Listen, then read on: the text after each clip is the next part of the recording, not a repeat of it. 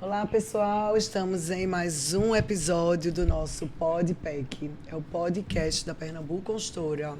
Sou Mariana Vanderlei, diretora comercial e marketing da Pernambuco, e estou à frente desse projeto que a gente traz aqui com muito carinho, com muita dedicação. Então, se inscreve no nosso canal PodPEC, agora já tem canal próprio, tá? A gente separou do canal da Pernambuco. Então, se inscreve no nosso canal, dá seu like aqui nos episódios, para que o YouTube saiba que o conteúdo da gente é relevante para você, tá?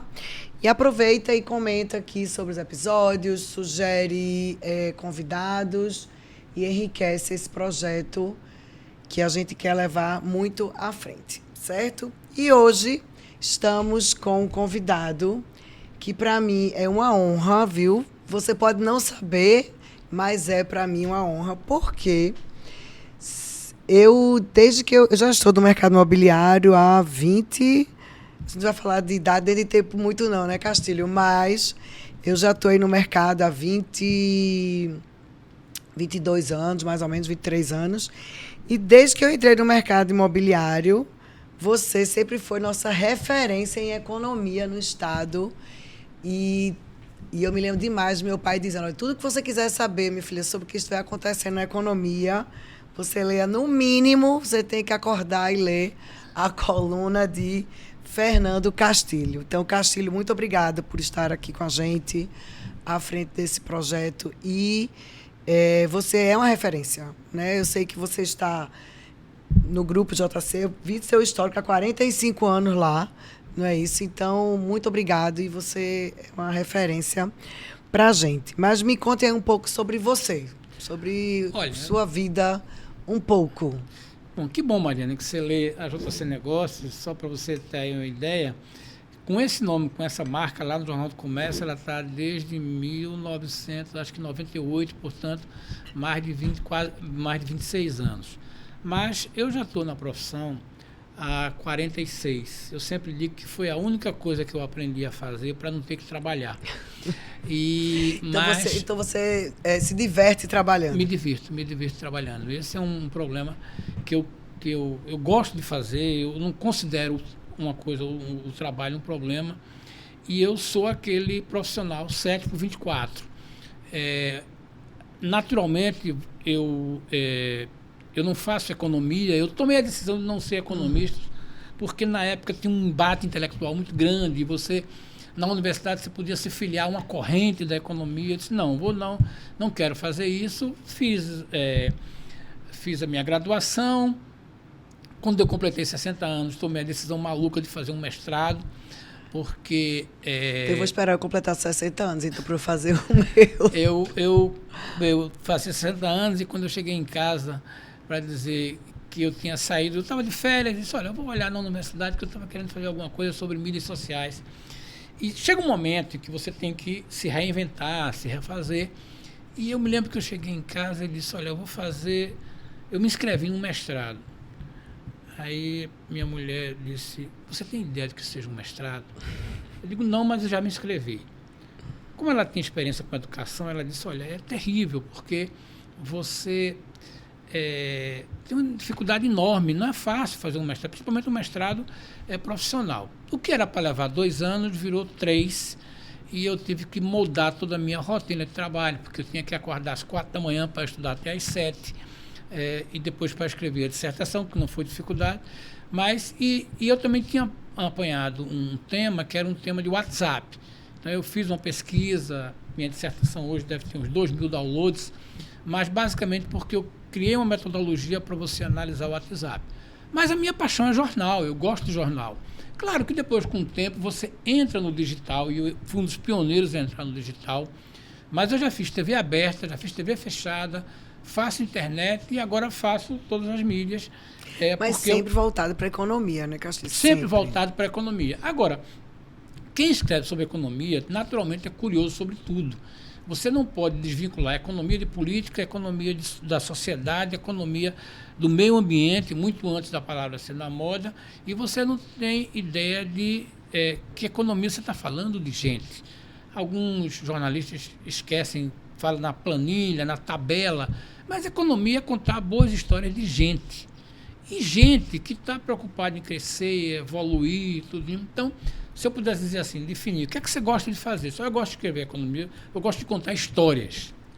E sempre quando a gente tem a oportunidade de contar histórias, a gente fala das empresas, a gente fala das pessoas que fazem a empresa, porque a gente está falando de gente.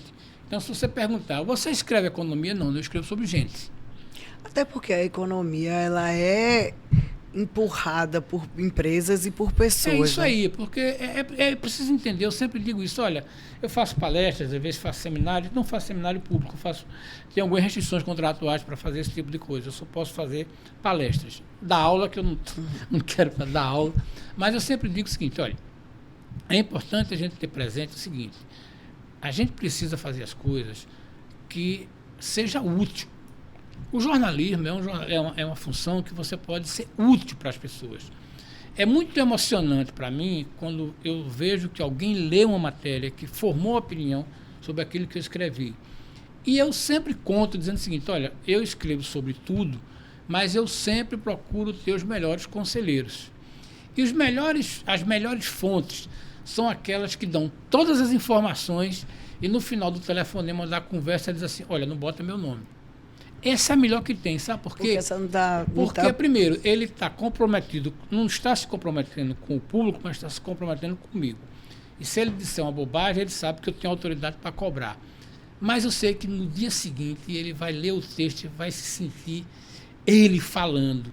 E depois eu comecei a conversar com as pessoas e você não tem ideia do que isso seja importante para as pessoas dizer, eu fiz aquela matéria que Castilho escreveu, eu sou o personagem oculto. Fui eu que dei aquelas Foi eu que dei aquelas Mesmo que não apareça o nome da pessoa, ele vai saber, né? A pessoa é e a as fonte. pessoas, alguns, quando dependendo do texto que eu escrever, o cara vai saber identificar. Só que ela está emulando a cara voz, de fulano, é a cara de fulano. de Mas fulano. aquilo ali é um pouco da vaidade humana. Tem gente que gosta disso. E aí a gente tem que ter um pouco cuidado, aqueles que querem aparecer.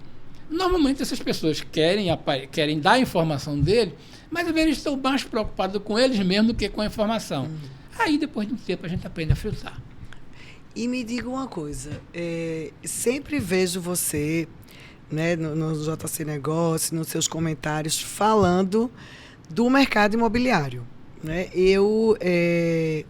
Sempre que eu queria saber alguma coisa também, ia lá procurar, sempre. Até para saber de concorrentes meus. Era, né? Até para saber...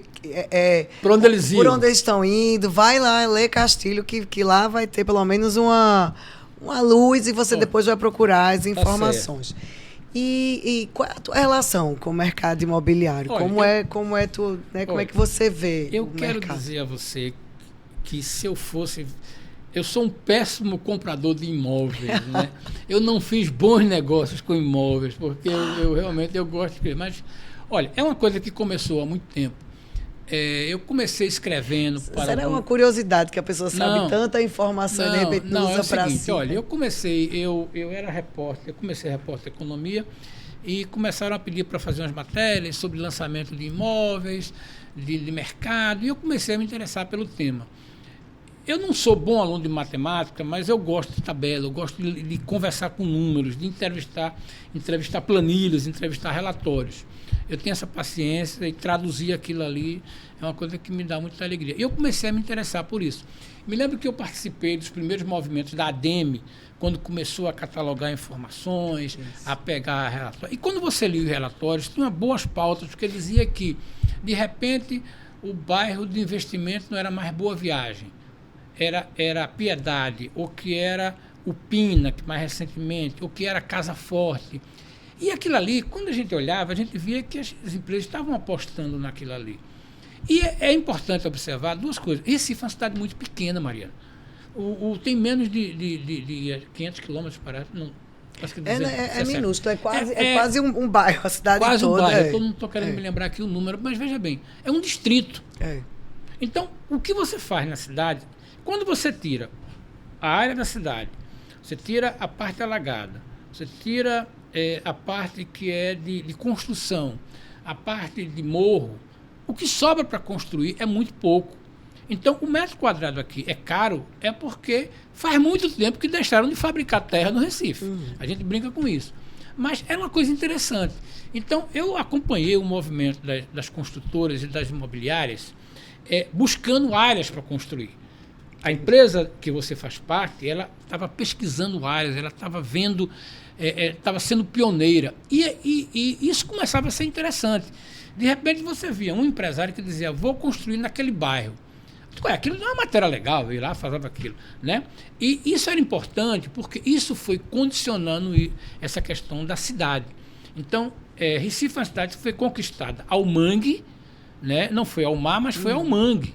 Então, é muito difícil você construir na cidade e a cidade toma conta disso. Não é à toa que a gente tem uma universidade, as escolas de arquitetura de Pernambuco, a escola de engenharia, elas são muito ciosas de cada metro quadrado. E a gente teve episódios de embates intelectuais, às vezes até radicalizados, né? Mas Recife é uma cidade que cada metro quadrado alguém está olhando ela.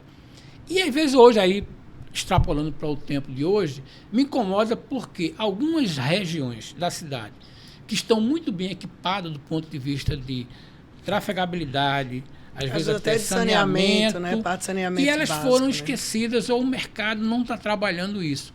Hoje eu estava conversando com uma pessoa essa semana e o cara dizia, por que o Recife antigo, não, por que o bairro de São José de Santo Antônio não é revitalizado? Eu disse, olha, primeiro o seguinte, se você for ancorar o projeto de revitalização do centro do Recife apenas no conceito de moradia, vai levar um tempo porque a cidade não tem charme. Segundo, você precisa talvez começar pelas beiradas. Você pode começar a fazer projetos em Santo Amaro, você pode fazer na Boa Vista e vai chegando mais para o centro. Eu sonho com um dia em que a Rua da Aurora, que é nascente, né? Totalmente. Seja ocupada. O melhor endereço de O melhor Recife endereço. foi, Então, né? veja bem, o endereço do Recife, que hoje já está ocupado por algumas partes, inclusive vocês têm projeto lá, mas por que não começar a construir depois do Cinema São Luís? Por que não pode aproveitar o Cais José Mariano? E olha, nós estamos falando de um terreno nascente. O sol vai estar. E outra coisa, zero possibilidade de fazer imóvel lá, de perder tua varanda. Mas isso vai levar um tempo. Né? Vai levar um tempo. Claro que... por que hoje a gente migrou para o Pina? Porque é o único lugar que tem. E aí vai começar o remembramento de terrenos, tudinho. Mas é uma questão que o mercado. Então, às vezes as pessoas dizem assim, olha, o empresário, na minha opinião, ele tem que ser atirado. Ele tem que procurar ser visionário e ele tem que ser ousado. Agora, a ousadia com dinheiro tem que ser muito cuidado. Dinheiro não aguenta desaforo de ninguém. Então, a gente tem casos de gente que foi querer ser ousada demais e deu errado. Então, é por isso que os seus pares, os seus colegas estão sempre olhando um que é que está fazendo o outro. Porque é melhor errar em conjunto do que acertar sozinho. Errar de dupla ou acertar sozinho não é muito bom. Então, eu acho assim. Eu acho que... A gente falando desses bairros, né, desenvolvidos de saneamento, é um bairro, por exemplo, que até Pernambuco nunca esteve por lá, mas sempre se escuta falar na Encruzilhada. Pronto. Né? Que, né, a gente nunca teve empreendimento lá. Por quê? Porque toda vez que chegava um terreno para a gente lá, que a gente ia fazer estudo de viabilidade, não dava o preço de venda porque as pessoas não queriam ir para lá. Não queriam ir para lá. Aí eu disse, mas por que as pessoas não querem vir para cá? As ruas são boas.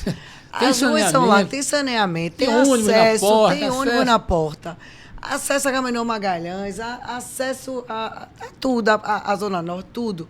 Mas as pessoas tinham alguma coisa com a Encruzilhada que não aconteceu. Depois se tentou um pouco, e ali no bairro do Torreão também se tentou aquela região, e que também não se desenvolveu.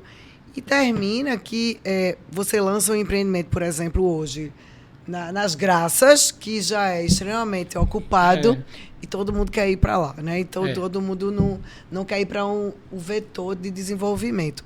Mas, na tua ótica, você acha que está indo para onde a cidade agora? Olha, onde é que eu você acho acha? Que a cidade... Eu acho que a cidade... Boa Vista, você falou, né? De qualquer forma, né? Não é que ainda está. Eu acho que, em algum momento, a região de Santo Amaro vai ser ocupada. Primeiro, porque tem áreas. Segundo, se a gente olhar, é uma região que olha para o mar, E Recife é uma cidade que tem uma vantagem, porque você acorda e o sol está de frente. Isso é muito interessante. Outras cidades, você tem que ver que inclinar, você está inclinado. Recife não. Recife é uma cidade de 8 quilômetros de praia e quando você constrói, o sol está de frente. Essa é uma coisa. Então, você tem muitos bairros que olham para o sol que você precisa atuar. Então, eu acredito, por exemplo, eu acho que em algum momento, Santo Amaro vai ser uma coisa que vai ser ocupada. Eu acho que depois do Pina vai ter alguma coisa, mas, por exemplo, se a gente pensar que existe o que eu brinco chamado de Boa Viagem do Oeste. Boa Viagem do Oeste é o seguinte, é tudo que vem depois do Antônio Falcão, ali, né? Depois do canal. Gente, nós estamos ali e eu moro de lado do aeroporto.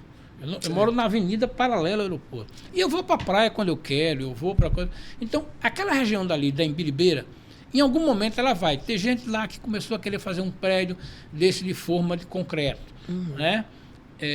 E aí, quando chega um, o outro já começa a olhar. Então, por quê? Porque, primeiro, você está perto do aeroporto, você está perto de alguma forma do metrô, você está na Avenida Boa Viagem, está perto da praia. Entendeu? Então, essa é uma questão. Talvez aquela região de Imbiribeira, aquela coisa. Você está me lembrando uma coisa interessante, Castilho. Mais ou menos há uns 20 anos, a gente lançou o empreendimento ali antes do Le Parque, assim, bem... Pronto. Bem antes, no sentido ainda no sentido canal, no sentido praia. Chamava-se... eu vou me lembrar desse empreendimento. E a gente, na propaganda, a gente colocou como Boa Viagem, o próximo Boa Viagem. E no contrato do cliente tinha Ibiribeira. Mas a publicidade tinha Boa Viagem. E a gente sofreu uma ação, eu me lembro, fortíssima. Porque a gente, no material de venda tinha Boa Viagem e no contrato, aí tal. E aí eu vejo hoje em dia, lá perto ali já da Mascarenhas de Moraes, a turma dizendo que é Boa Viagem ainda. Né? Hoje, como cresceu aquela área. Né? A freguesia ali seria em Biribeira, né? Mas tem boa parte ali que é Boa Viagem. Que é Boa Viagem, né? Viagem. Hoje, eu não sei nem onde está, mas a coisa. Então, veja bem, a fronteira. Coisa. Tem uma coisa que a gente tem que estar prestando atenção, nesse projeto que a prefeitura está querendo fazer, de reorganizar o Rio Tegipió. Se for verdade aquilo que eu estou pensando, quando você reestruturar a calha do Rio Tegipió e você vai mudar o perfil daquela região de Mangueira, de Afogados, por ali, alguma coisa vai acontecer. Mas o que eu acho também, Mariana, é que o seguinte, é que alguém vai ter que desbravar e não vai ser o segmento AAA. Vai ser o segmento do Minha Casa Minha Vida, 2, 3 e 4. Econômico, né? E outra coisa, então o fato de você ser econômico não quer dizer que você não possa aproveitar. Eu acho que o mercado imobiliário faz essa pergunta, mas a gente tem que ver o seguinte, onde é que tem terreno que já tenha ônibus na porta, que seja perto, seja isso.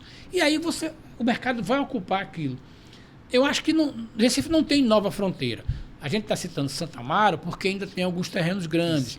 Mas, por exemplo, o que vai acontecer com a Avenida Sul depois que a prefeitura resolver, como está querendo resolver, o problema do alagamento que tem ali depois do metrô. Quando a prefeitura está fazendo uma obra grande, quando aquele alagamento acabar, a Avenida Sul vai estar toda aberta para novos empreendimentos. Claro que não vai caber o apartamento que está de frente à Avenida José Estelita. Mas o que é que tem de trás? Então, esse tipo de empreendimento... Aquele que está na José Estelita para trás já ajuda. Já ajuda, você não tem que botar aquilo ali repetido.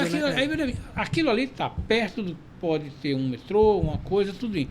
Então, eu diria assim que, primeiro, eu acho que a tendência natural é a ocupação do Pina, que é um segmento mais alto, depois o complemento do segmento de Santo Amaro, essa coisa dessa nova fronteira que vai acontecer na Avenida Sul, naquela região dali, e algumas regiões, como você diz, as regiões na região oeste do Recife, que é servida por avenidas, que não tem problema de alagamento.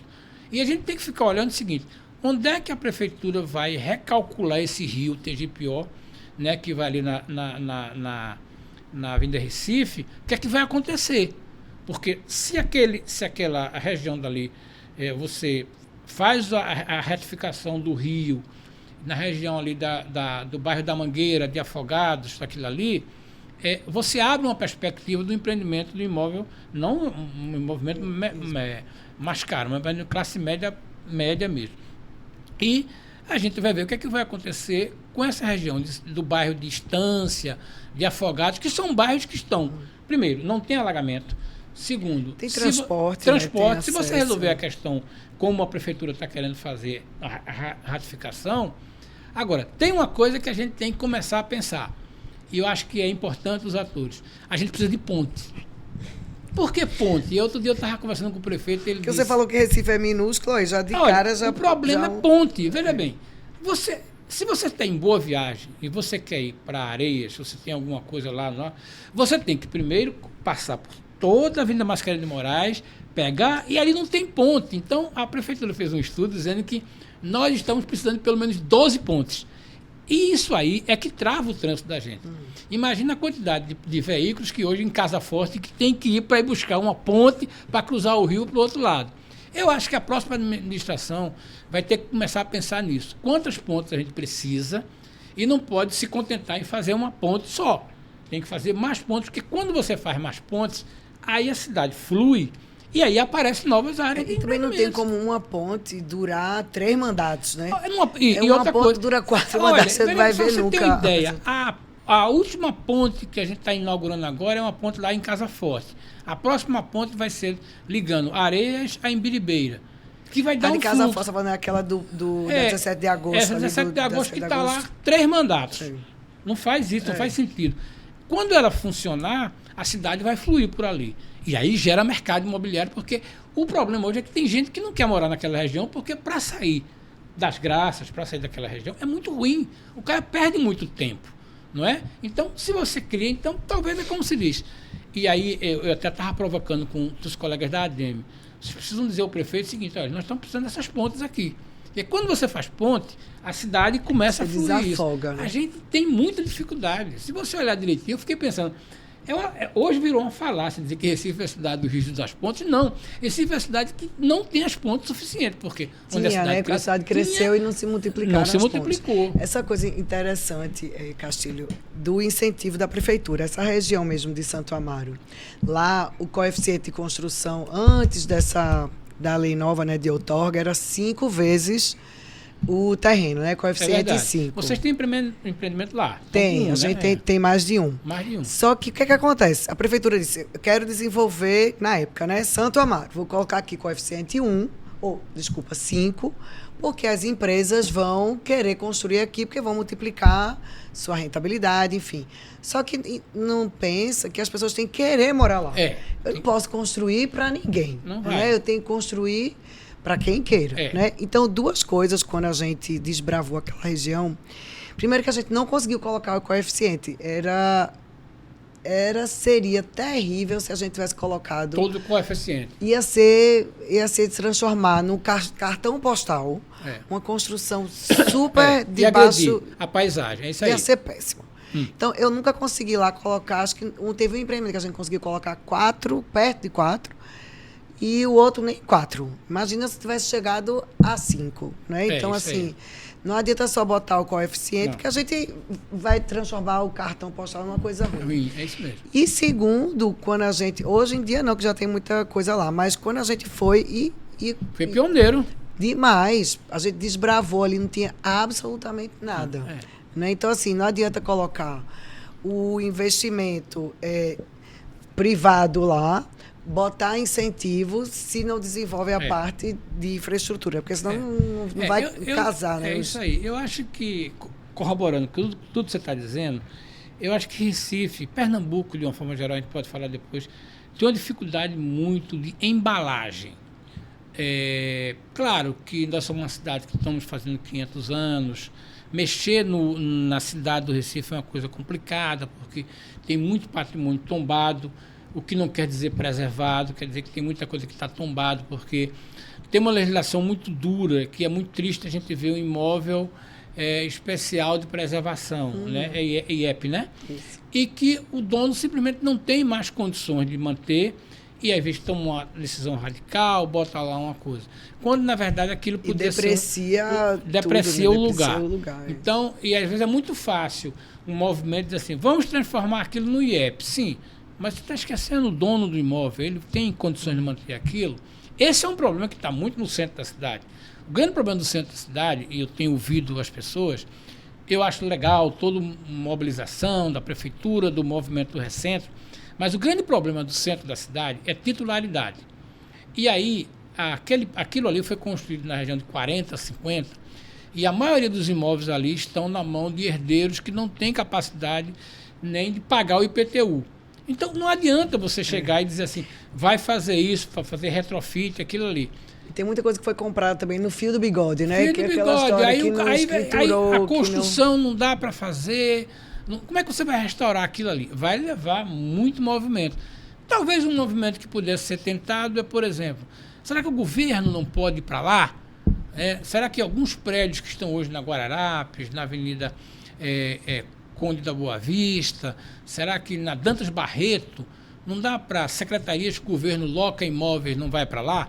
Se o governo for para lá, a iniciativa privada vai ver que tem uma coisa interessante ali. Eu acho que o movimento, e aí eu digo, já disse isso uma vez, já escrevi sobre isso, não pode esperar somente que o fato de você promover, tentar embalar aquilo ali, vai dar resultado. Primeiro, o cliente não quer ir para lá. Segundo, você tem que ocupar pelas bordas. Não adianta querer dizer, não, vamos transformar a Rua Duque de Caxias, a Praça da Independência, ou a Dantas Barreto, um lugar. Não, a cidade não vai para ali, porque a cidade tem outras prioridades. A cidade quer ir para Boa Viagem, a cidade quer ir para Olinda, quer ir para Torre, para Madalena, né? E você precisa entender o seguinte, a cultura do bairro. Né? A cultura de Casa Forte é uma, a cultura de Boa Viagem é outra, a cultura do Pina já é diferente da cultura de Boa Viagem e a cultura de Piedade e Setúbal é diferente de Boa Viagem. A gente já distingue até as pessoas, né? Distingue as pessoas. Que bairro você mora, a gente já cria um estereótipo. Estereótipo. Essa é uma questão. Então, eu acho que, primeiro, a prefeitura tem que, talvez, pensar em como fazer, talvez, ocupar aquilo ali, primeiro com o Estado, com secretarias, com coisa, você vai criando um movimento diário. E aí, demanda o comércio e aí vai devagarzinho. Mas eu não tenho nenhuma esperança de que os prédios da Avenida da Guararapes ou da Dantas Barreto sejam reocupados. Vai levar muito tempo. Eu escutei muita coisa sobre isso, assim, de retrofit. Mas quem é que vai fazer? Queria fazer uma coisa de incentivo. Retrofit é um negócio, Mariana, que exige tecnologia e aposta muito alta. Então, nem sempre o empresário está afim de fazer isso. Eu acho ali uma questão muito difícil ali, de mobilidade de carro, estacionamento. Outra coisa, sim, aí, só para completar, corroborar o que você está dizendo. E o carro? Olha, por mais cruel que eu diga isso, e as pessoas dizem, mas você tem que pensar no transporte urbano. Eu sou um cidadão metropolitano. Eu optei por não ter carro. Eu moro num lugar que tem perto de metrô, de ônibus, eu ando muito de aplicativo, eu ando de táxi. Tenho amigos taxistas que eu digo assim, eu quero ir para tal lugar, eles me levam e me trazem, né? Já tenho mais de 2.000 corridas em aplicativo. Olha aí. 2.000. Eu já sou conhecido porque você é o cliente 5 estrelas. 5 estrelas, porque eu já tenho mais de 2.000 corridas. Essa história qualquer pesquisa que eles queiram fazer, vai atrás de Castilho para dar depoimento. Porque é o seguinte, eu ando muito, eu não sei dirigir, eu não gosto de dirigir. E o cara chegou e disse, o senhor sabia que o senhor está completando hoje a 1000ª corrida, isso já faz algum tempo. Não, eu sou o aplicativo que está levando o senhor pela 1000ª vez. Olha aí. Só que, homem, agora isso aí, eu continuar pagando a coisa, mas veja bem, eu já devo ter quase 2.000. Mas é preciso entender o seguinte, a sociedade mudou e a gente tem que perceber sinais. E nem sempre o empresário percebe tudo. É preciso pesquisar.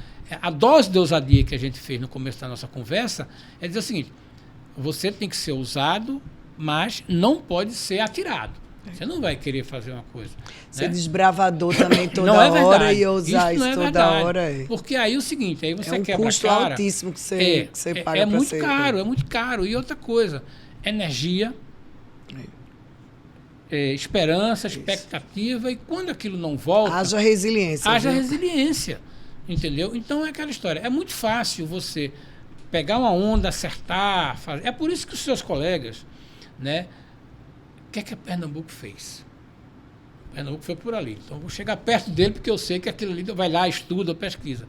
Mas quem faz, como vocês fizeram em Santa Amaro e fizeram em outras áreas, tem que pagar, tem que ver isso aí. É preciso ter coragem para fazer. E nem todo mundo está afim. Aí o cara fica naquela de fazer o meu, fazer o que está dando certo, eu vou ali, tudo. Então, eu acho que é isso. Essa semana que a gente estava em reunião com o marketing, né, e a gente tá para lançar um empreendimento, e aí disseram assim, não, mas a consultora tal tá lançando aqui e vai ser nosso concorrente. Eu disse, não, ainda bem que eles estão lançando. Pelo menos sou eu que vou no vácuo deles, eu não aguento mais. Eu sei a pioneira. Eu sei a pioneira, tá ótimo que ele vai lançar. Não tem problema, né? Nós que vamos pegar a onda deles, porque eu não aguento mais criar onda para o mercado. Criar onda para o mercado. Custa caro, né? Custa mais caro. Eu acho que é isso. Uma outra coisa que a gente pode falar, para onde é que a cidade vai? Eu acho que... O que é que você acha de Jaboatão? Jaboatão, Já falando, que você mora ali no... eu moro no limite. Você mora no limite. Aquela região dali é uma região interessante. Talvez... Jaboatão, vamos por par, né? Piedade... Exatamente, até chegar em Candeias, tá entendendo? A região, ela não tem o potencial que tem Boa Viagem atrás dos prédios da Avenida Beira-Mar. Mas é um lugar interessante. Agora... Ainda está muito ali, né? Está muito até a igrejinha, por ali. A questão, talvez, ali, eu pensei que, por exemplo, não tivesse tido a pandemia, esse corredor que vai até o Paiva teria sido melhor. Mas é preciso também ter presente o que é que aconteceu. Acho que a gente vai ter que estudar um pouco mais no mercado imobiliário do que é que aconteceu no trecho que vai para o Paiva, porque as pessoas ficaram preocupadas. Qualidade do empreendimento, né? Aquela onda que aconteceu e a gente teve uma baixa qualidade do empreendimento. Verdade. A pior coisa do mundo, de um bairro, é quando todo mundo resolve ocupar e aí entram os não profissionais. E aí o cara torra preço, quem torra preço torra qualidade, e aí quem chega com um produto melhor acaba sendo punido. Então a uma coisa. Uma fogueira ali na. Foi. A gente tinha coisas, né, para aquelas bandas e pulou uma fogueira. Então, por exemplo, assim. Todo mundo achava que a borda de Paiva seria um lugar legal. E alguém foi para lá, aí foi mais um, foi mais outro, aí veio a crise.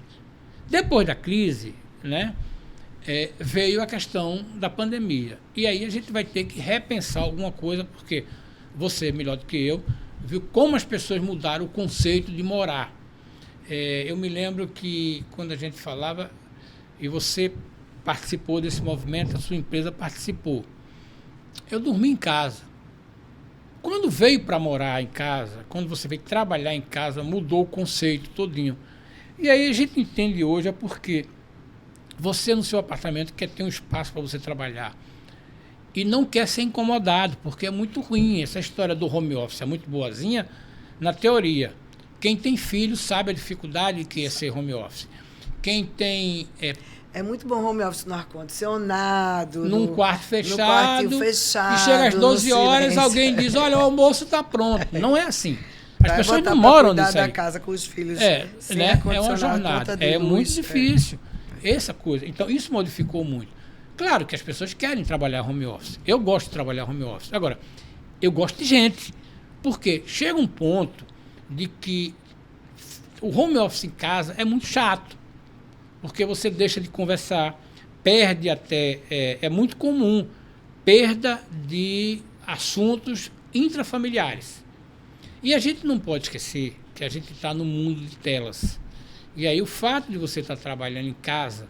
Pode ser que, de repente, o seu filho estava dizendo que está servido o almoço por uma imagem de WhatsApp. Porque você está em lá. Quando é isso, não é verdade. Na pandemia acontecia isso. Acontecia a gente em casa, dentro de casa, se comunicava por WhatsApp. E a experiência, veja bem, por que a gente vai pegar a experiência ruim da pandemia e vai replicar ela? Não, a gente tem que trabalhar em casa num ambiente legal, tudinho, e tem que gostar de trabalhar. Tem gente que se acostumou, não quer mais voltar, tudinho. Mas como eu fui formado numa geração... Trabalho numa empresa e sempre com gente, eu gosto de estar na rua, eu gosto de ver, porque as coisas acontecem na rua. Eu não sei como é a sua empresa, mas, por exemplo, um grande debate hoje que está na questão da empresa é o seguinte: cultura empresarial. cultura empresarial você vai é implantar fundamental. cultura empresarial com as pessoas As em casa. pessoas em casa, tá entendendo? E outra coisa. É a cultura da casa da pessoa, né? E A quando cultura, é que nascem os talentos? Os talentos nascem no dia a dia, no confronto, na coisa. Então, é muito difícil você, apenas numa reunião de vídeo, falar 5 dias por semana no vídeo com aquela pessoa. De repente, você não conhece nada dela, você sabe que ela é muito eficiente, mas qual é o relacionamento dele? Então, tem certas coisas que... tanto que qual é o caminho hoje das empresas e está se fazendo isso? Primeiro, onde você puder botar um cantinho para o home office, você vai botar. Mas não mistura o home office com a dinâmica da sala, da casa, porque senão as pessoas não conversam. Essa é uma questão.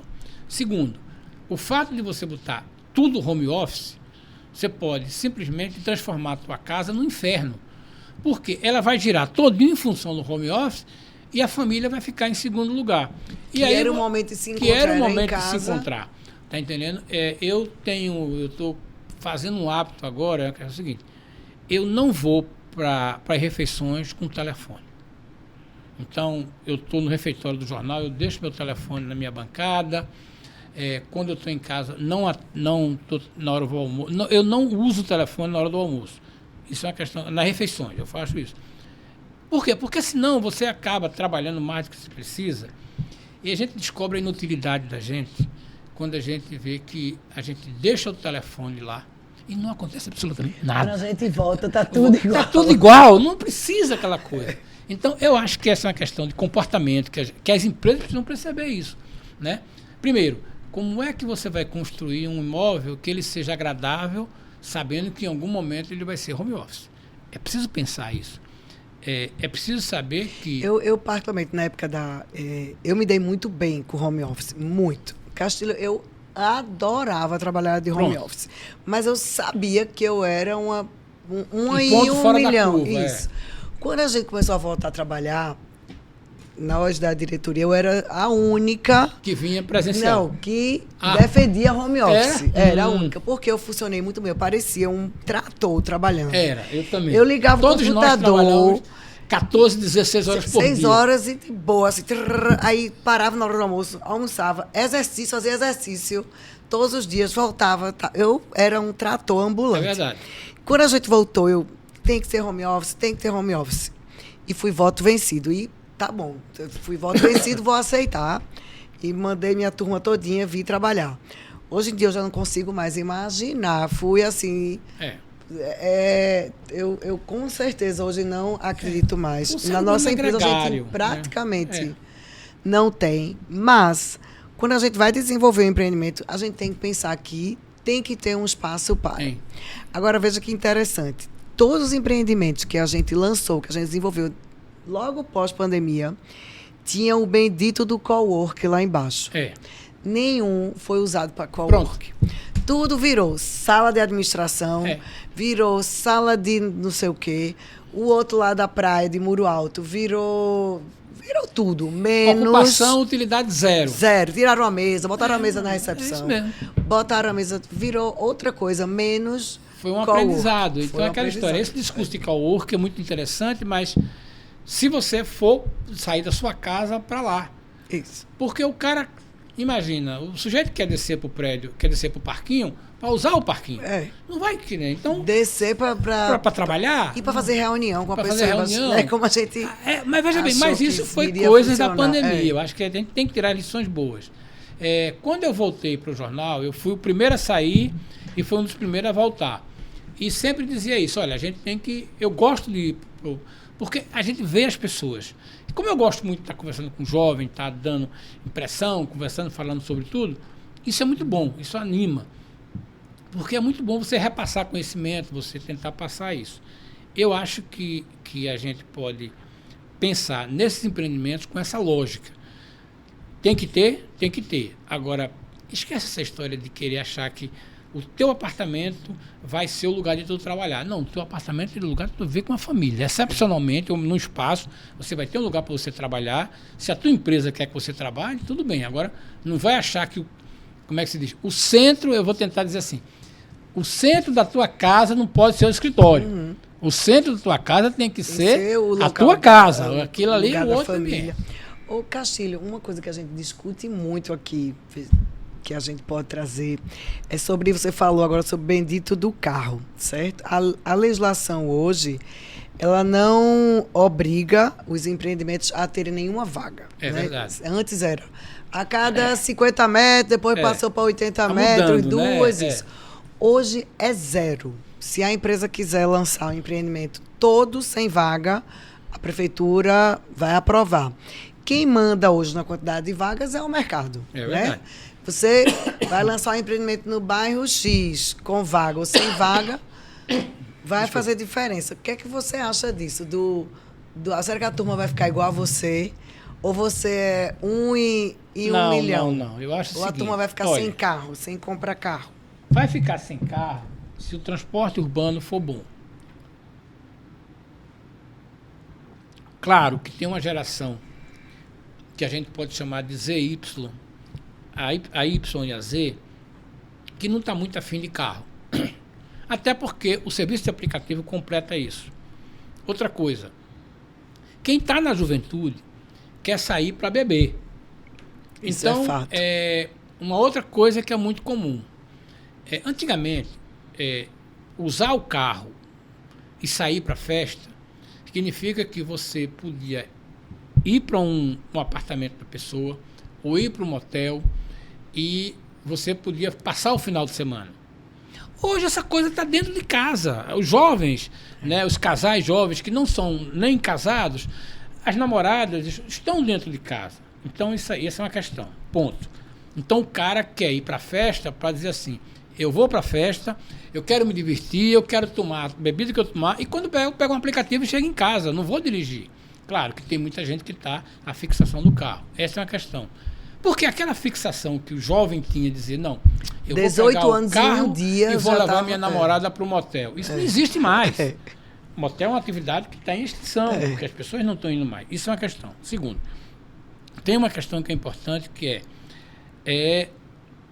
essa geração, depois do Z, é uma geração muito antenada com a questão climática, ecológica, tudo. Então, o prédio vai ter que ter alguma coisa verde mesmo, não pode ser só uma peça de publicidade. Só firula, né? Tem isso que é uma coisa. Real. E ele vai usar isso aí.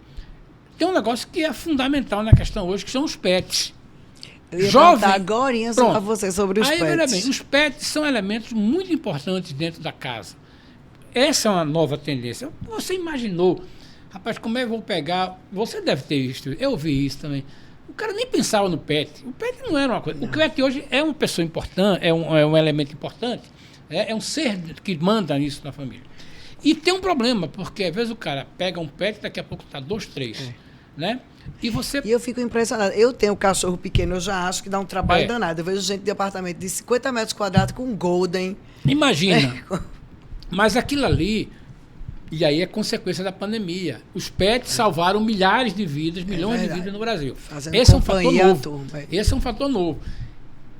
Parcão, né? É obrigatório. Tem que ter lá. Pet play, vai ter tudo isso, tudinho. Porque essa é uma indústria muito forte. Então, quem está construindo tem que pensar nisso. Então, primeiro, home office, pet, né? O lazer, ele vai migrar. Aquela história, não, porque eu tenho um apartamento, que o apartamento é pequeno e a área de, como é que chama? De social, né? Social é enorme, não sei o quê, um custo altíssimo. Um custo de condomínio. No máximo vai ficar hoje, eu não sei, você pode me ajudar. A sensação que eu tenho é academia... Piscina e salão gourmet. Salão gourmet. Academia, pequeno, piscina e salão sem gourmet. muita coisa, porque não precisa daquelas coisas. É isso aí. Não venha botar muita coisa. Agora, talvez seja necessário você pensar na história do pet. Isso são tendências. Uma coisa que você fala... acho que o apartamento pequeno, hoje eu vejo, de repente, uma lavanderia. Pronto, né? Aquela história da lavanderia embaixo comunitária. Isso. O cidadão comum, o jovem, a família, está deixando de ter uma lavadora em casa para ter uma lavadora embaixo do prédio. Porque tá preferindo é mais barato. Ter uma adega do que ter uma lavadora. Pronto, o cara, é melhor ter uma adega do que uma lavadora. Isso é normal. Você pode falar, não, mas não, as pessoas começam a beber vinho. E essa é interessante. Outra coisa, os jovens querem estar em casa, se relacionando em casa. Né? A balada, ninguém aguenta. A balada, o cara não vai à balada todo dia, toda semana. Não, o cara tem essa coisa, tem suas tarefas. E a gente tem que não esquecer uma coisa, Mariana, que é muito importante. Nós estamos envelhecendo. E aí, existe a geração 20 mais, 30 mais, 40 mais, 50 mais, 60 mais. Essas pessoas estão lá dentro das suas casas, a gente está vivendo mais. E aí, por exemplo, na questão de acessibilidade, que antigamente, quem é que imaginava, né? A engenharia dizia que o prédio tinha que ser aquilo. Hoje não, você toma a iniciativa e diz, olha, meu prédio tem que ser acessível. E quando você chega num prédio que não é acessível, que ele não demonstra ser acessível, você já diz assim, eu estou melhor do que o meu concorrente. Porque o meu concorrente, eu estou na frente disso aí. A acessibilidade é uma coisa que vai virar normal. Então, a gente falou aqui do PET, cachorro, do cachorro, de acessibilidade. Porque a gente o Brasil está, né, ficando um país que vai demandar muito isso. E aí, outro dia eu estava pensando... Como é que você vê, Castila, a questão de... Aqui ainda não tem Recife. Eu vi em São Paulo começando a questão do sênior. Né? Aqueles empreendimentos só para sênior. Que, né, aí, por exemplo, o banheiro... um detalhe, por exemplo... A cadeira de roda... Qual é o padrão que que seu pai ensinou a você, que você trabalha? Porta de banheiro tem que ser 60 centímetros. Não pode ser mais. Não vai. Tem que ser pelo menos 70, em algum lugar até 80. Tem que ser de então, 80. Aí aquela 80, história. 90, então, em determinados tipos de imóveis, o banheiro vai ter 80 centímetros. Como assim? Tem um senhorinho lá que tem dificuldade para ir, tudinho. O banheiro vai ter que ter todas aquelas condições de segurança. Ah, mas o jovem não vai usar. Mas aquilo não foi feito para o jovem, não. Aquilo ali foi para o cara que está mandando. Então, essa é uma questão que é muito curiosa. E então, quando a gente soma isso aí, e a gente olhar para o imóvel que a gente fez há 10 ou 15 anos, ou antes da pandemia, a gente vai ver que como a tecnologia mudou. Aí eu digo, limpeza. As coisas têm que ser feitas com muito mais facilidade, porque você não vai ter mais uma funcionária dentro da tua casa. É você mesmo que tem que limpar. Se você não tiver materiais que sejam fáceis, vai ter problema. Que não manche, né? Que não manche, que não gordura, e que outra coisa, que não envelheça. Não envelheça. Você tem que ter um prédio que seja novo, tudinho. O retrofit, né, ou melhor, o upgrade num prédio que é normal, tem que deixar isso. Existe uma briga interessante aqui, né, dentro da empresa, porque eu adoro discussões mesmo disso, porque eu, particularmente, gosto muito de projetos que sejam para longevidade. Pronto. Eu gosto de coisas que não vá dar trabalho, que não dê vazamento, que não, sabe assim, que não... Não precisa ser aquela coisa tudo igual, mas que eu não quero fazer um empreendimento que eu vá dar trabalho para o meu cliente só para vender. Então, existem umas discussões aqui, por exemplo, sobre jardineira. Na minha época, quando eu morei, eu me lembro demais, no meu apartamento de criança, tinha jardineira pelo prédio todo. Alguém tem ideia hoje, tem tempo para cuidar de uma jardineira? Imagine. E eu me lembro, veja, isso eu já saí da casa dos meus pais há 20 anos, 20 e tantos anos. Eu me lembro já que minha mãe já tinha tirado a jardineira, já tinha colocado vasos. Pronto. É isso aí. Veja. Aí não, porque tem que colocar a jardineira, mas você não tem noção. Só para vender, para ficar bonito a fachada e que a pessoa manutenção depois. Alguns projetos icônicos você pode até botar. Agora, sim, umas coisas que sejam referência, mas o geral, por exemplo, esquadrias, que é aquelas de piso a teto, não sei o quê, para limpeza. Eu disse, minha gente... Alguém já tentou limpar aquilo ali por fora? Entendendo? A gente não vai ter limpador de vidro a vida inteira, não. Né? Então, esse é um debate interessante numa cidade como Recife. Nós passamos do mármore travertino para agora a tela de vidro. Tem que ver um jeito de... Manutenção. A indústria está dizendo assim, vamos entregar um vidro que é uma questão que é fundamental, que a gente vai começar a discutir aí só para a gente caminhar. Silêncio. A gente construía muito mal. E você vai reconhecer com isso. Com certeza. Você olhar para prédio que você visita hoje, tu olha, chega para seu pai, né, para teus sêniores, mas vocês construíram isso. Porque não admite hoje. Mas, rapaz, as pessoas achavam o estado da arte. Por exemplo, a questão do vidro. O vidro que vai tirar o som. Hoje você não admite. Eu quero morar no primeiro andar. E quando eu fechar o som de carro. VED. Isso é uma coisa que a indústria, inclusive, a indústria de Pernambuco vive que está lançando isso. Isso vai ser o padrão. Eu não sei como a gente... São Paulo já tem muito isso naquelas esquadrias, né? Eu acho que aí, só para dar um pitaco, dando aquele... A próxima produto vai ser a cortiça. Os pisos de cortiça. Que é para evitar aquela coisa do cara estar batendo em cima. Você vai ter que ter... E aí o cliente vai começar... Claro, começa pelo cliente AAA, mas ele vai dizer assim, eu não quero que a filha do meu vizinho... que usa um tamanco ou que usa uma coisa, eu saiba quando ela chega em casa ou quando ela calça aí. Isso não é bom. Então, eu acho que são coisas que a indústria da construção vai modificando. Eu até estava brincando nessa momento. Olha, vocês chegaram no vidro agora, que é vedação. Para mim, a próxima fronteira vai ser o seguinte, ruído zero, do piso e no teto, porque é muito complicado. E aí você vai ver novos materiais, essa coisa, tudo bem. Então, eu acho que, primeiro, a gente vai morar em apartamento. Não existe um futuro nem você perto, morar nem em longe, casa, nem não, você vai morar em apartamento. Cada vez mais e é aí, verticalização. E só para resumir, eu quero que o meu apartamento seja o meu lugar amigável, eu quero ter um espaço para ser um home office, eu quero ter um espaço para o meu cachorro, eu quero que não faça barulho, eu quero que o vidro... E eu quero pagar pouco. E eu quero pagar pouco. E imaginam o mercado de vocês. Agora, é o caminho. Eu acho que é o caminho. Eu acho que está se invertendo, né? A gente investia muito embaixo para investir pouco em cima. Não, então, agora a gente vai tem investir. que agora existir um pouco de equilíbrio e botar no cliente essa coisa do conforto quando ele chega em casa. Porque o marketing, que é muito produto, que é muito lazer e tal, mas o conforto está dentro de casa hoje. Eu acho que tem que mudar o eixo das pesquisas. E aí, se eu puder dar um pitaco, né? Jornalista gosta de dar pitaco, mesmo a coisa que não tem qualquer profundidade, mas ele dá um pitaco. Vamos ouvir o freguês. Não é porque escuta muito. Vamos ouvir o freguês. Vamos ouvir o freguês e tentar discutir, não apenas naquela pesquisa que você chega e entrevista 400 pessoas. Tem que ouvir o cara que está morando, como se diz, você já tem quantos anos? 57. 57. Certamente a tua empresa já conseguiu vender imóvel para o neto do primeiro comprador. Já temos. Pois bem, vocês agora têm que ouvir o neto, têm que ouvir o filho do comprador e o comprador antigo, porque é aquilo que a gente estava falando da questão do sênior. Esse cara que vai te dizer o teu caminho, porque as 3 gerações vão dizer.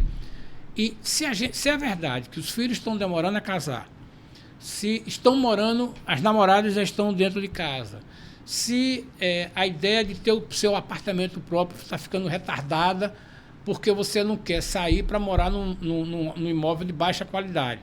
Você quer ganhar, você quer primeiro... Quer sair no mínimo... com o padrão que você tem. Que você já tem, né? Então, tudo isso vai modificar a indústria da construção. Claro que quem está comprando o primeiro imóvel vai ser beleza, tudo isso. Agora, vocês que têm o cliente em casa, que vocês venderam, talvez seja interessante. Vamos de novo conversar com aquele cara. Eu acho que talvez seja um caminho, rever o freguês. Porque, primeiro, o freguês é o neto.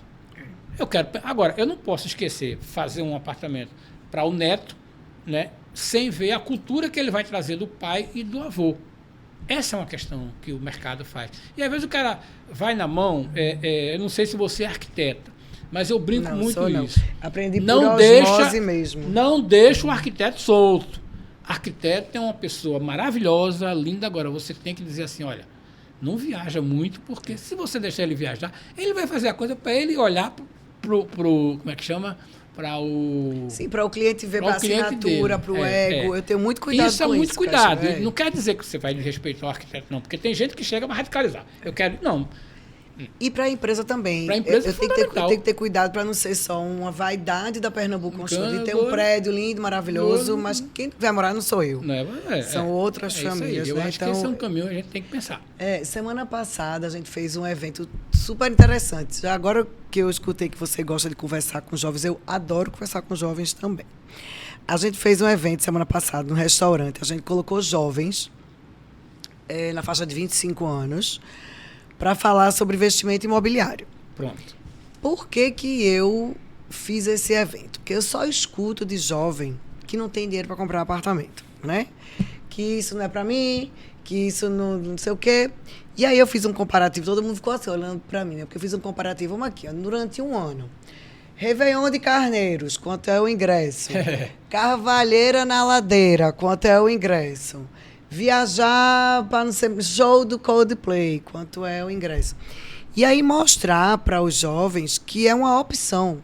Ou você vai investir no imóvel, mesmo que você não vá morar no imóvel. Você pode morar com os pais, você pode levar seu namorado para casa dos pais, mas que tenha o cuidado de ter um investimento, porque senão o dinheiro vai todo embora. Quando vai terminar o mês... Quando você vê, não investiu em nada, não guardou nada, torrou o dinheiro todo, né? O consumismo hoje está demais. Eu costumo dizer o seguinte, aproveita que teu pai está pagando tuas contas. Não paga nada, né? Conta, luz, telefone... aproveita isso, aproveita o momento que teu pai está pagando tuas contas para guardar o teu dinheiro. Porque em algum momento ele vai ser necessário.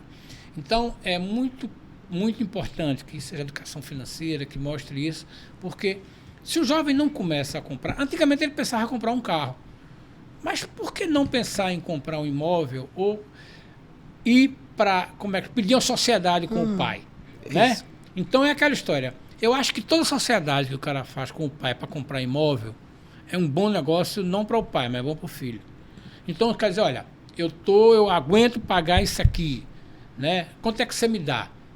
E aí eu digo por experiência própria. Pai adora dividir despesa com o filho quando é um negócio. Quando é um investimento. E aí eu aprendi depois, porque eu vi assim, eu sou um exemplo fora da curva porque eu nunca tive dinheiro, eu vivi de salário. Mas eu ouvi de muitas pessoas com muito dinheiro que a educação financeira começava propondo um negócio na infância. Então, não é porque eu tenho muito dinheiro que eu vou dar, não. Vamos fazer um negócio. Quando você começa a ensinar seu filho a fazer um negócio, ele vai melhor. Eu tenho um filho que nunca pediu para mim para eu dar nada para ele. Disse, olha, eu tenho aqui tanto, você vai me pagar tanto. Isso foi não crescendo até hoje. Né? Então, os negócios sempre... Nós vamos dividir. Vamos dividir. Então, é aquela história. Era o cara chegar e dizer assim, ó, eu vou vender um videogame, com o dinheiro dele eu vou comprar um outro videogame, mas não vai dar para comprar um novo. Você entra com isso aqui. Isso é uma prática que você faz muito. Quem faz isso tem um empreendedor, tem um cara que vai cuidar do negócio. É muito ruim quando o filho pede um negócio na primeira oportunidade. É normal. Famílias que tiveram carência, dificuldade, é normal que uma mãe queira pagar tudo que ele quiser para a filha dela, porque ela está se transportando para aquilo. Mas talvez ela não esteja educando. Eu sou radical na educação. Porque é o seguinte... A gente já sabe. Não, mas é aquela história, porque às vezes você... Eu me digo, mãe, tu é muito mãe, deixa de ser mãe, de querer me educar toda hora. Mas é aquela história, é você querer, como é que se diz? É a síndrome do tênis, né?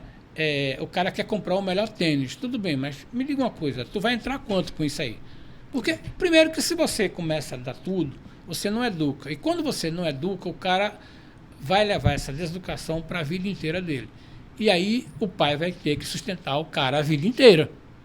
Essa é uma questão disso. Eu acho que eu aprendi uma lição de dizer assim, olha, eu estou fazendo isso contigo, não é porque eu sou bonzinho para tu, não é porque eu não quero te sustentar mais de determinado ano da tua vida. Tu vai cuidar coisa melhor vida. Do que a liberdade, né? Que a gente pode dar. Entendeu? É muito importante que você faça isso. Claro que nem sempre a gente consegue. Pai é pai, o cara olha assim, abre. Se for menino, então, é mais fácil, é mais difícil para o pai.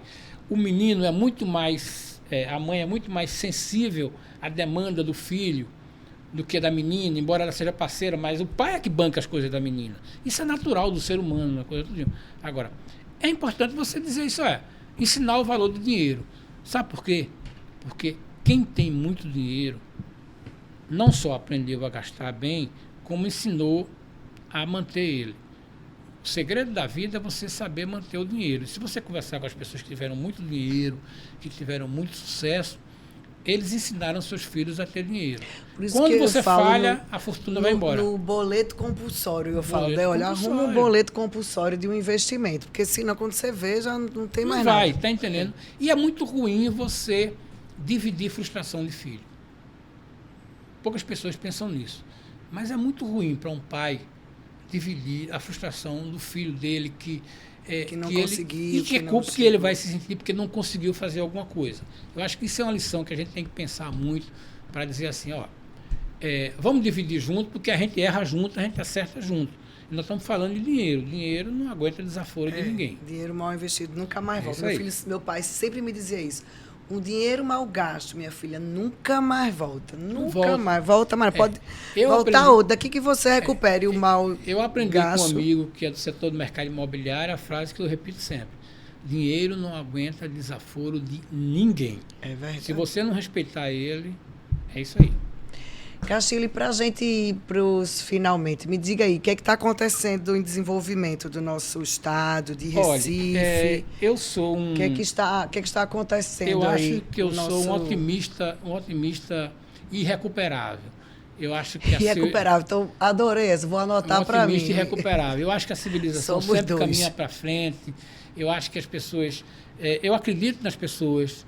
E às vezes as pessoas... Mas, rapaz, você não. Digo, olha, eu acho que as pessoas vão melhorar. Eu não parto do princípio de que o cara vai sacanear, o cara vai me enrolar. Não, eu sou honesto. E procuro ser honesto com essas pessoas. É aquela história. Você vai no supermercado, você vai na feira... Eu me orgulho de nunca ter feito uma soma de uma compra que eu faço na feira. E às vezes uma amiga minha da feira, ela disse, por que você não soma? Eu digo, porque se você fizer minha conta errada deliberadamente, você vai passar o resto da vida pensando nisso. Você que está me enrolando. Eu não vou enrolar você. Mas veja bem, então eu sou otimista, por exemplo. Eu acho que a gente tem uma boa perspectiva com Raquel.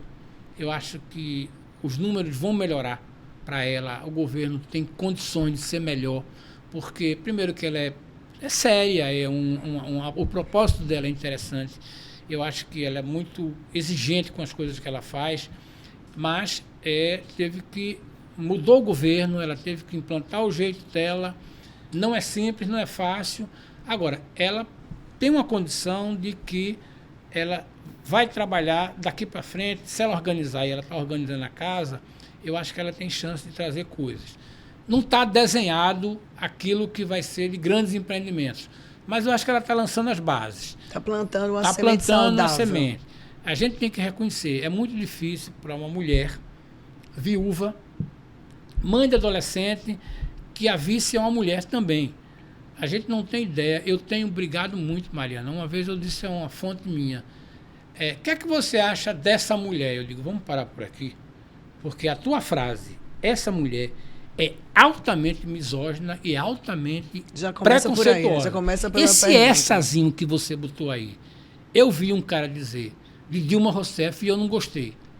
Essa mulher não, aquela senhora precisa ser respeitada. Então, essa é uma questão. Então, mas tem muita gente que trata a governadora de essa governadora. Essa é muito, dói muito. É preciso que a gente combata isso. Isso é uma questão. E tem respeito à posição também, né? Aí, veja bem, eu acho que a gente tem que apostar. E eu venho de uma casa que diz assim, se a gente não apostar em Raquel, a gente vai apostar em quem?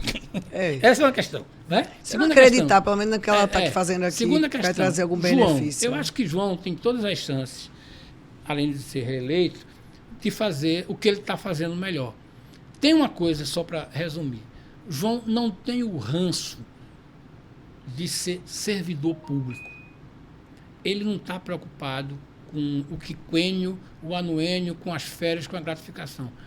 Ele não é servidor público. Isso é muito bom para quem está pensando em trabalhar com o governo. Eu acho que a gente teve um momento ruim, né, quando a gente teve muito gestor na prefeitura e no estado de servidor público. Eu escrevo isso, e às vezes eles não gostam muito, mas eu digo, olha, O servidor público está muito preocupado com as coisas do setor público, mas não está pensando com a questão estratégica. Eu acho que a vantagem que a gente tem, a sorte de a gente ter 2 gestores, primeiro, nenhum dos dois, embora a Raquel seja servidora pública, né? Nenhum dos dois tem essa perspectiva de ser só servidor. João não tem isso. Então, João, para ele, o céu é o limite, e ele vai prestar isso. Raquel tem uma vantagem de ser tido bem nascida, né? A família dela é uma família de posses, ela é neta de gente que tem dinheiro. Então, essa questão de o patrimonialismo não faz do serviço público, né, uma questão de evolução. Isso é a questão. Isso. Faz uma questão de produzir então, a gente mesmo, tem uma né? chance. Eu acho que Pernambuco, depois de muito tempo, né, tem uma chance de ter 2 jovens, né, que eu, como é que se diz, aposto muito nisso, eu sou otimista. Agora, não vai ser fácil, vai ser muito dolorido, porque esse Estado precisa exatamente desse sangue novo, né? E eu fiquei muito feliz quando a gente renovou os 2. Você renovou na prefeitura, você renovou no governo do Estado, você tem uma chance de dar certo. Gente com vontade de fazer, gente, né? com vontade de, e aí, claro, que o João, pela juventude dele, crescendo, agrega uma patota mais jovem, mais aguerrida. Mas nem por isso o Raquel vai deixando de agregar. Então, acho que a gente vai ter uma surpresa positiva nos próximos anos. E eu torço por isso. Não quer dizer que eu vá deixar de criticar, até porque faz parte do meu contra-cheque. O que tiver errado, a gente vai dizer e vai apontar. Agora, eu me orgulho muito do seguinte: eu não jogo contra Pernambuco. Eu também não, Castilho. Eu não jogo contra, não. Eu não jogo contra. E quem joga do meu lado, eu defendo. Não é questão, não é questão de. Isso eu digo com maior tranquilidade. E eu já disse isso para um servidor público. Ele ligou para mim reclamando, eu digo: fulano, o que você está dizendo é isso aí. Agora, bota uma coisa na sua cabeça. No meu trabalho, eu não jogo contra Pernambuco, eu jogo a favor. Agora, nem por isso você, como é que chama, achar que você está... Não, e quando você estiver errado, eu vou dizer, porque é o seguinte: não é porque eu sou bonzinho, não é porque eu quero ser palmatória do mundo, não. É porque essa é a minha profissão. Se eu não fizer isso, eu não estou sendo jornalista, eu aprendi isso aí. E o meu gestor cobra isso. E o setor privado, ele faz a economia, né, crescer e multiplicar para que o setor público possa vir junto. Não é o contrário, né? O setor público que vai só servir o privado, né? O privado ele cresce e o público vem junto. Algumas vezes já escrevi para vários governadores. Isso assim. É muito difícil. Aí eu termino a coluna assim: e aí? Não queria ser governador? Aguente. Então é aquela história. Você não queria ser governador? Você não escolheu? Não queria ser prefeito? Aguente. Então é aquela história. Se você você tem medo de se molhar, meu amigo, não entra na chuva. Do mesmo jeito agora, dá pra gente, se você não quer brincar, não desce pro parquinho, para usar a imagem imobiliária. É a mesma coisa nossa, né? Se a gente não quer correr risco e ir para empreendimento, fica em casa, guarda o terreno, vende o terreno, né? Aluga, sei lá, né? Vai fazer isso aí, vai viver de renda. Eu acho que viver de renda é interessante, mas não pode ser só isso. Tem que multiplicar. O que motiva você é multiplicar. É isso aí. É isso aí, Castilho. Muito obrigada, viu? Mais alguma coisa? Só lhe dar um presente. Veio de carrinho de mão. Um presente para você da Pernambuco. Que bom. Abra aí, vê se você Vamos gosta. Abrir. Tem alguma coisa que você queira mais falar, que a gente não tratou? Não, eu acho que só para... Ó, que legal. Ainda vem tem personalizado. Seu nome, personalizado. Eu vi ali, já tava com inveja. Ai. Aqui, ó, tá vendo? E aí, é das boas, viu? Que isso aqui passa 2 dias com água gelada. Ah, que bom.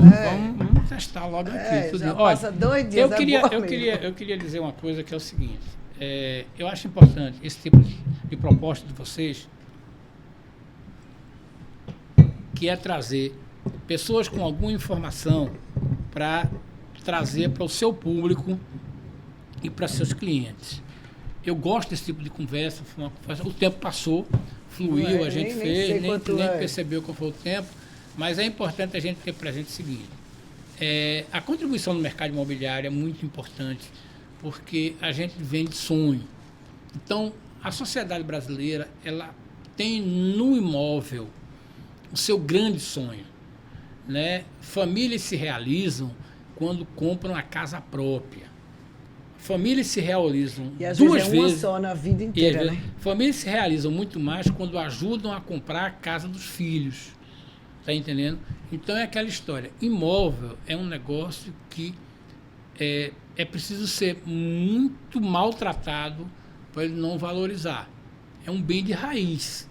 Então eu gosto dessa coisa, eu gosto do setor, não é porque eu acho que é o seguinte, Eu é acho uma forma bonito, segura. eu acho uma multiplicação bonita. E como se diz, eu trabalho numa empresa que o dono é um grande empreendedor, né, e tem muito cuidado com construção. E eu gosto daquela história. A construção é que mudou o mundo. Se a gente for pegar a história da humanidade, da civilização, toda a história foi feita em cima de construção. Algumas por mal. Mas, no fundo, foi a construção quem puxou a coisa. E a história da economia é a história da construção. É verdade. Entendeu? Onde constrói, para onde desenvolve, é para onde você... Tudo que a gente falou aqui sobre comportamento da sociedade vai ser retratado nos imóveis. E vai ficar... A economia vai ser retratada nos imóveis. E as cidades que ficaram mais bonitas, ficaram bonitas por causa dos imóveis. Foi a construção que fez isso. O que a gente tem que melhorar é como a gente falou. A gente precisa evoluir muito para construir melhor. E hoje, como a gente falou aqui, exigem muitas exigências que há 3 ou 4 anos atrás eram impensáveis. O mercado mudou completamente. Acho que o grande desafio é esse aí, é interpretar esse novo cliente. Semana passada a gente teve uma gravação com o proprietário daquela empresa âncora de administração de imóveis, né? Luciano. Luciano Novaes. E ele disse uma coisa que eu adorei escutar dele, porque é uma coisa que eu acredito, que eu vivo dizendo, mas é que eu estou do lado de cá de empresa, né, para vender apartamento. Do lado do balcão. Eu estou do lado de cá, né, e escutar dele. Disse, Mariana, eu estou há 40 anos no mercado de locação e administração. Eu nunca vi um cliente meu perder dinheiro. Eu nunca vi um cliente meu, se ele tiver um pouquinho de paciência, se ele tiver uma condição de esperar num momento de crise, eu nunca vi um cliente perder dinheiro.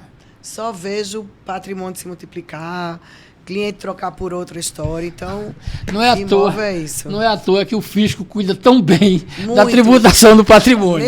Não acontece por acaso. Me fale. Agora, diga aí para as câmeras como é que a turma lhe acha. Que eu vi do seu LinkedIn. Qual é o endereço do teu LinkedIn? Olha, o meu... Eu me lembro, eu não sei não. É Fernando Castilho. Eu acho que tem que ver a partir do... Fernando Castilho. Olha, eu acho que vai ter que ver o seguinte, eu tenho... Eu acho JC, que né? No JC você acha que tem lá. É. Eu realmente não estou me lembrando agora. Eu acho que Fernando Castilho. Fernando Castilho. No LinkedIn porque aí é mais o site profissional. Aí tem algumas coisas lá interessantes. Mas todo mundo ficar informado, minha gente. Conteúdo de qualidade, que às vezes esse negócio de rede social é fogo. Porque eu pego o conteúdo. Eu gosto muito do LinkedIn porque é uma plataforma diferenciada e é uma plataforma que a gente vê que tem gente que está melhorando. E melhorando não é só porque está melhorando de emprego, não. Está melhorando como pessoa.